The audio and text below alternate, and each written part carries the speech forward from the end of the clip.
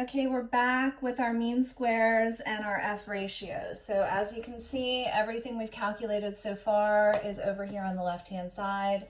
We've got our basic ratios, our sums of squares, and our degrees of freedom.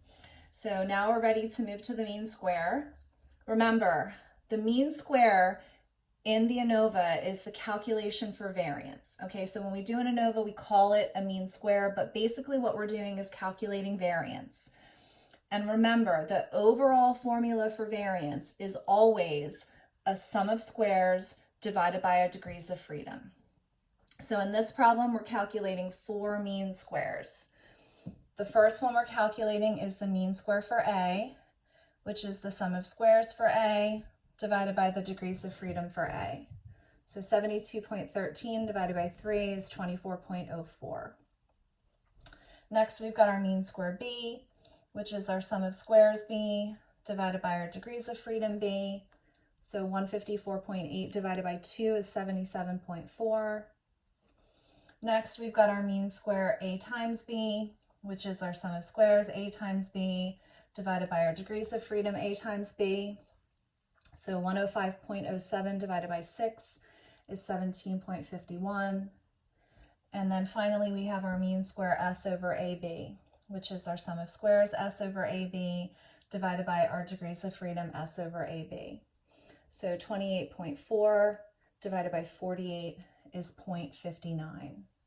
Okay, so before we move on to the F ratios, just to remind you what we're doing here, the mean square A is calculating the variance of A. All right, so A in this problem is company. So this is giving us the calculation for the variance of the columns.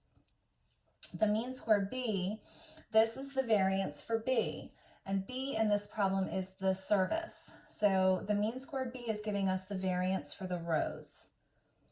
The mean square A times B, these are our cells. So that calculation is giving us the variance for the cells. And then finally, the mean square S over AB, this is giving us the variance for error. All right, so S over AB is our error. So when we move on to our F ratios, the error in each one of the F ratios, which as hopefully you remember is always the denominator, the error in each one of these cases is going to be the mean square S over AB.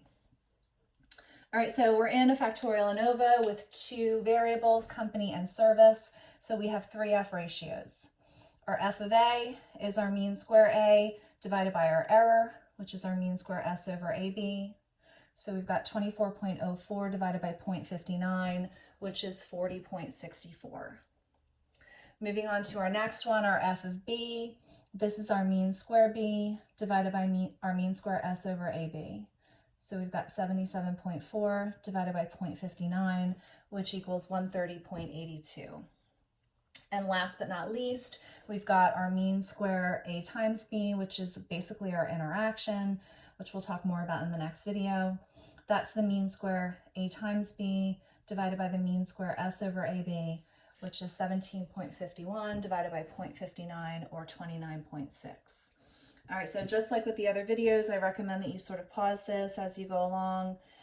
Make sure that your calculations work out to be the same as mine. In the next video, I'm going to do the ANOVA summary table and we'll evaluate our F ratios.